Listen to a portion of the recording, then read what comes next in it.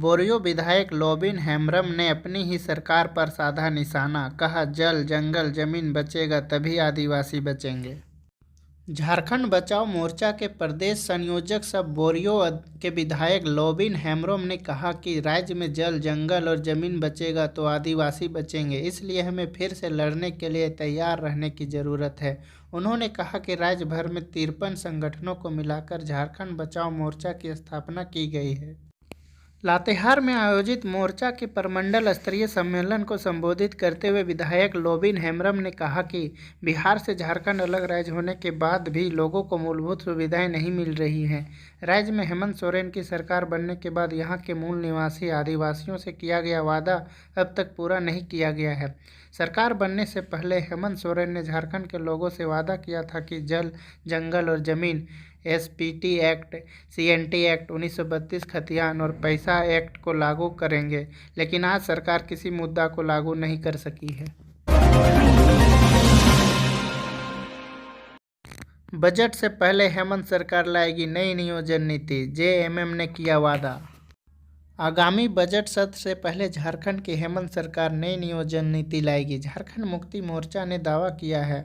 Party के वरिष्ठ नेता सुप्रियो भट्टाचार्य ने पत्रकारों से बात करते हुए कहा कि युवाओं के लिए नियोजन नीति अहम मुद्दा है, सरकार इसको लेकर गंभीर है। उम्मीद है कि बजट सत्र से पहले सरकार की नई नियोजन नीति तैयार हो जाएगी।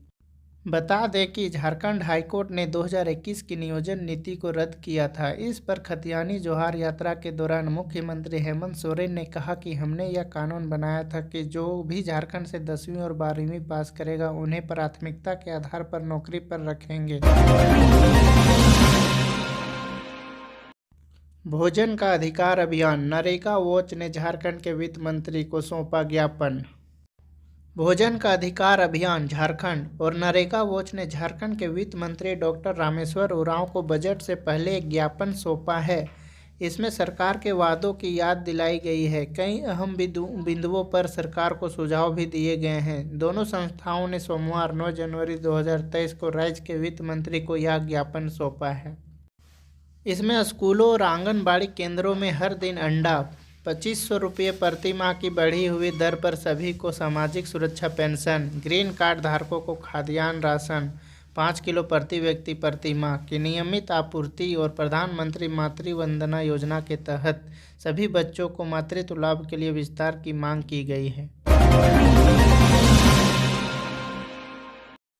2026 में नहीं, इसी साल बनेगा क्रिटिकल केयर अस्पताल, स्वास्थ्य मंत्री के अनुरोध पर केंद्र ने दी स्वीकृति।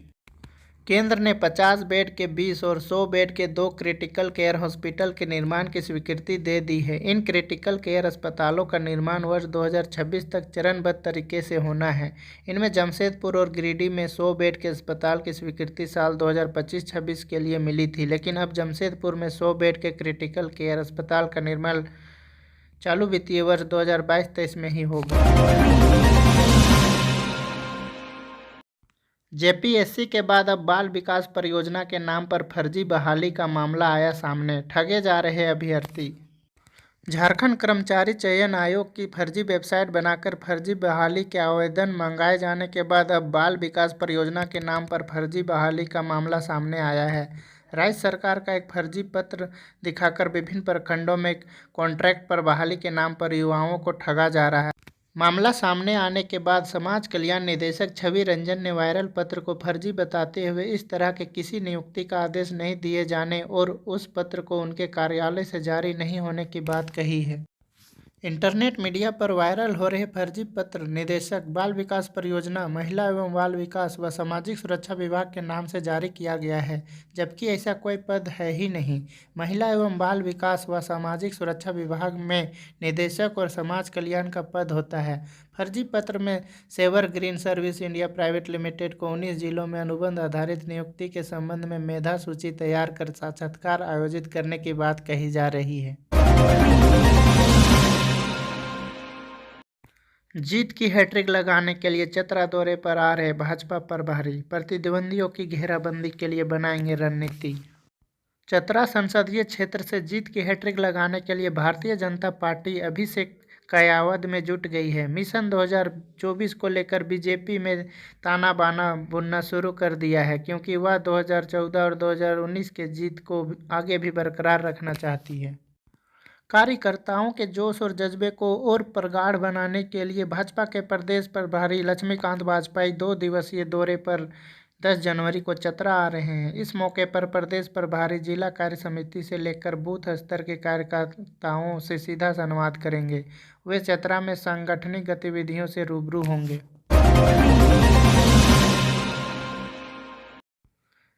जेप 3 के पासिंग परेड में शामिल हुए मुख्यमंत्री हेमंत सोरेन, बोले महिलाओं की भागीदारी बढ़ना राज्य के लिए शुभ संकेत।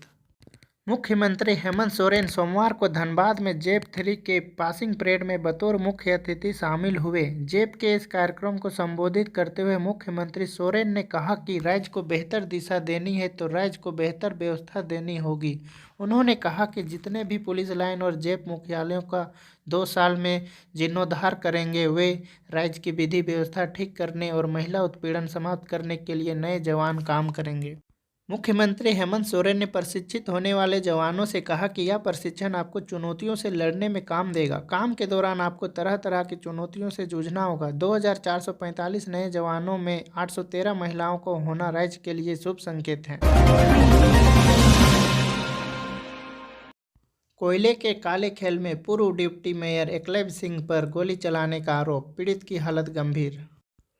तीसरा थाना क्षेत्र के थाना मोड़ के पास रविवार की देर रात जनता मजदूर संघ कुंती गुट के गोलकडीह शाखा सचिव दिनेश सिंह के बड़े पुत्र अविनाश सिंह उर्फ सोनू को गोली मार दी गई। सूचना मिलने पर पुलिस के पहुंचने के पहले परिजन वाले घायल सोनू को इलाज के लिए NMCH धनबाद ले गए।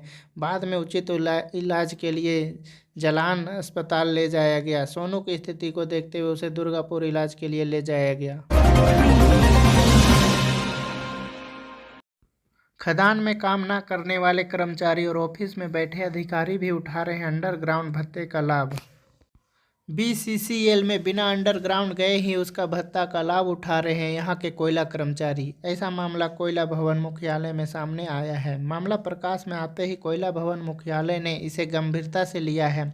BCCL CMD समीरन दत्ता ने भी माना है कि इस तरह की शिकायतें मिल रही है। जो मामले सामने आ रहे हैं उनमें कोयला भवन, केंद्रीय अस्पताल, फिल्टर प्लांट, KNT, कुसुंडा, बस्ता कोला, लोधना, सिजुआ सहित विभिन्न क्षेत्रीय कार्यालय जहां भूमिगत खदान से कोयला उत्पादन बंद है।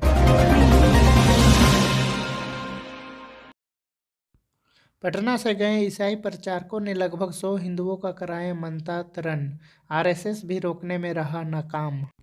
कोडरमा जिले के उग्रवाद प्रभावित क्षेत्र कोठियार पंचायत के गरडी टोला में लालच देकर हिंदुओं का मंत्रांतरण कराया जा रहा है। यहां रविवार को 25 परिवारों के करीब 100 हिंदुओं ने ईसाई धर्म स्वीकार कर लिया है। पटना से आए ईसाई प्रचारकों ने इस कार्य को अंजाम दिया है। मंत्रांतरण की सूचना के बाद RSS समेत कई संगठनों ने यहां पहुंचकर इन लोगों को समझाने की कोशिश की, लेकिन असफल रहे। बताया कि आने वाले दिनों में कुछ अन्य लोग भी ईसाई धर्म स्वीकार करने वाले हैं। ईसाई धर्म अपनाने पर उन्हें कई प्रकार के लाभ देने का आश्वासन दिया गया। उन्हें शादी विवाह में मदद का आश्वासन मिला है। गरीबी और बेरोजगारी दूर करने के लिए प्रयास किए जाएंगे। बीमार पड़ने पर निःशुल्क इलाज कराया जाएगा।